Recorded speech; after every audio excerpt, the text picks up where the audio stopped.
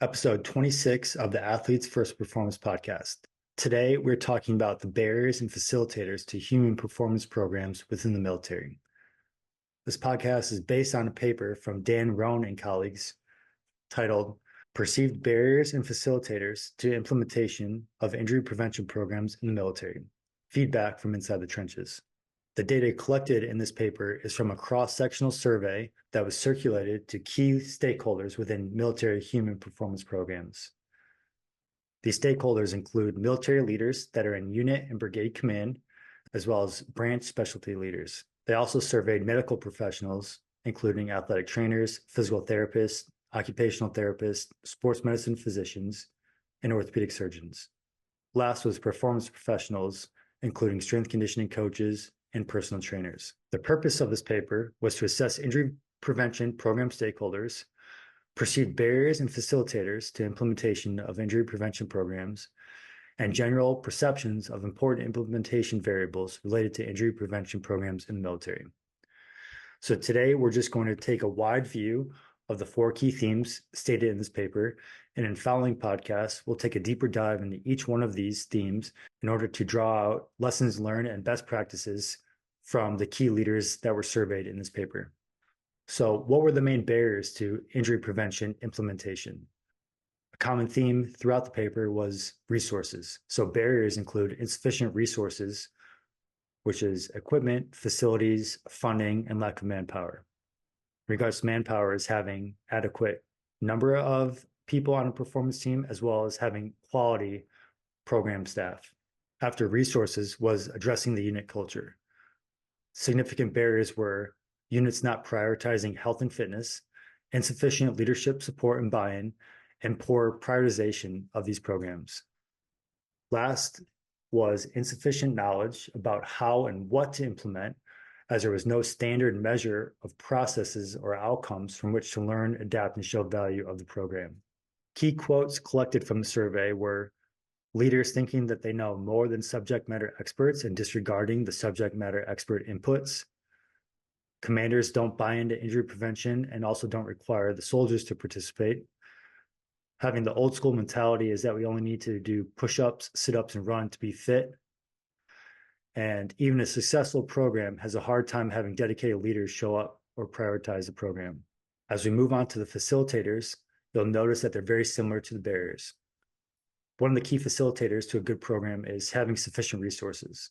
So having good equipment, facilities, and funding, and then having an adequate number of competent and trained personnel. And they made sure to say that there's more than just the physical personnel included in these programs. So not just having strength coaches, physical therapists, and athletic trainers, but making sure that we address the cognitive, spiritual, and nutrition aspect to improve human performance and injury prevention. Next was having good leadership support. So being able to prioritize the program and making sure that there's dedicated time and availability of the service members to be able to work with the subject matter experts. And making sure that programming is integrated into the long-range training calendar and battle rhythm to make sure that there's adequate amount of time for the human performance program to be integrated within the brigade. And last was having standardized and pertinent metrics for unit value and culture. So being able to collect useful data and be able to present it in a meaningful way to make sure that the human performance program is making significant changes and moving the brigade or the unit in a positive manner. Key quotes that were collected from the data in regards to facilitating the human performance program were making sure that training programs were written by strength coaches, physical therapists, or athletic trainers.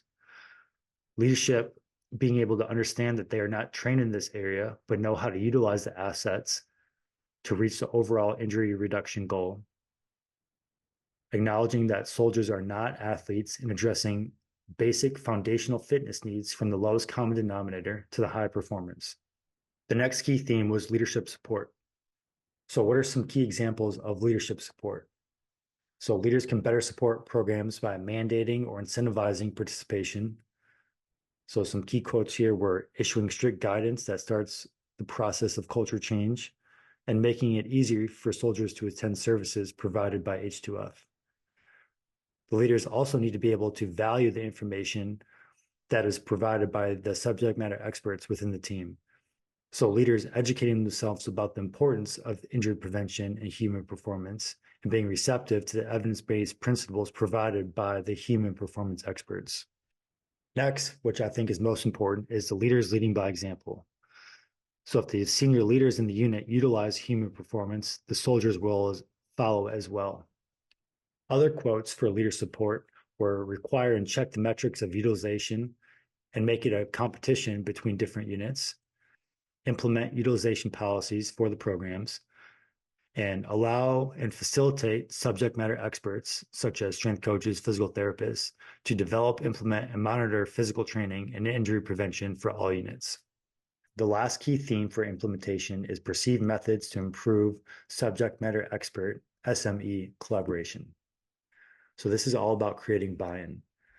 Key points under this category include the program staff should model the change they expect from others.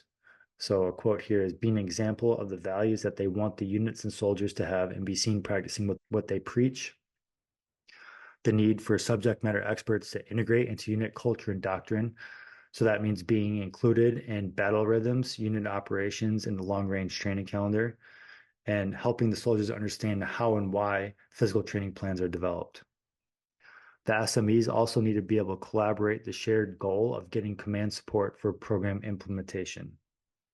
So what does this look like? A key quote here is, the only thing I've seen work is a high-ranking individual in a command role has to work with the subject matter experts and present them to the unit squadron for the information to be heard. Leader buy-in is all critical and must start with the leader's priorities, and then the subject matter experts can support these efforts. So like we said at the beginning, this is just a brief overview of the 4 key factors to implementing human performance programs within the military. Over the next several weeks, we'll dive deeper into these categories to provide real-world examples and lessons learned to better implement human performance programs within the military.